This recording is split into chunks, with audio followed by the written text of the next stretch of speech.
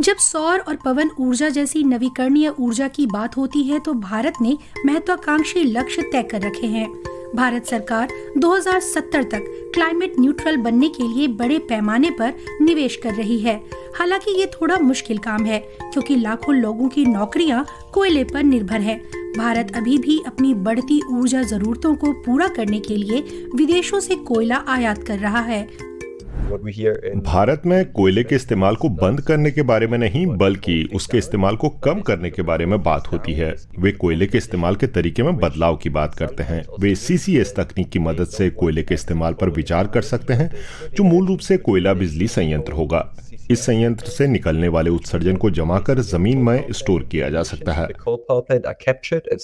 मुझे ये उचित विकल्प नहीं लगता क्योंकि वैश्विक स्तर पर हम देख रहे हैं कि अक्षय ऊर्जा वाले फोटोवोल्टिक बिजली संयंत्र वास्तव में कोयले वाले संयंत्रों की तुलना में सस्ते हो सकते हैं। इंडोनेशिया भी कोयले पर निर्भर है। ये दुनिया का सबसे बड़ा कोयला निर्यातक है।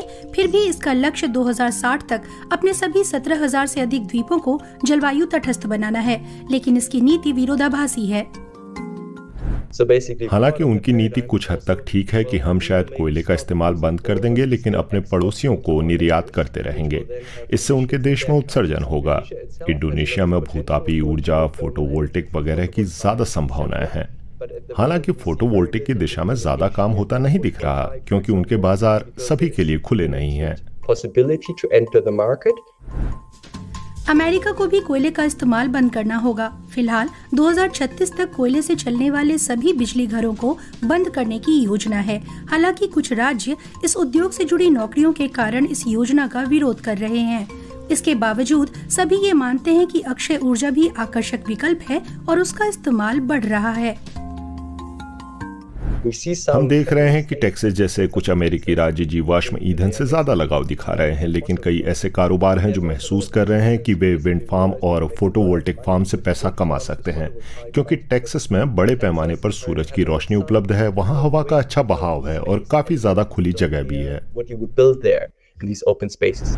जर्मनी भी अगले 15 वर्षों में कोयले के इस्तेमाल को चरणबद्ध तरीके से समाप्त करना चाहता है। हालांकि अभी कोयले की सख्त जरूरत है। ये औद्योगिक देश अभी भी अपनी 40% बिजली आपूर्ति के लिए कोयले पर निर्भर है। यहाँ अक्षय ऊर्जा को बढ़ावा दिया जा सकता है, लेकिन रास्ता चुनौती भरा है।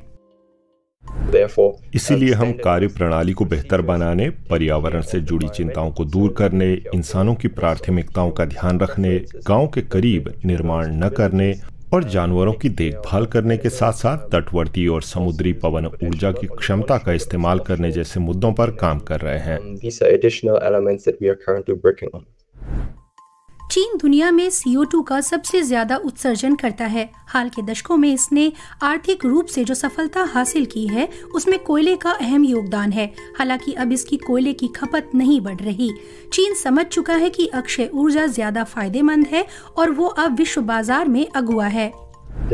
चीन का लक्ष्य 2060 तक खुद को पूरी तरह डिकार्बोनाइज करने का है। अगर आप चीन की गति पर नजर डालें तो ये काफी महत्वाकांक्षी है। चीन ने अपनी पंचवर्षीय योजनाओं में दिखाया है कि अगर वो चाहता है तो लक्ष्यों को पूरा करने में सक्षम है, भले ही इसके लिए उसे सामाजिक, लोकतांत्रिक या समानता जैसे किसी भी मुद्दे पर समझौता करना पड़े। इसलिए इन चीजों के पीछे बहुत से पहलुओं की आलोचना की जा सकती है। अभी दक्षिण अफ्रीका करीब 90% बिजली के लिए कोयले पर निर्भर है। 7 साल पहले सरकार ने कोयले का इस्तेमाल घटाने का फैसला राष्ट्रीय विकास योजना में शामिल किया था। उसे 2030 तक लगभग 550 अरब यूरो का नुकसान हो सकता है। इसलिए उसकी योजना तभी सफल हो पाएगी जब कोई यहाँ निवेश करेगा या उसे आर्थिक सहायता मिलेगी।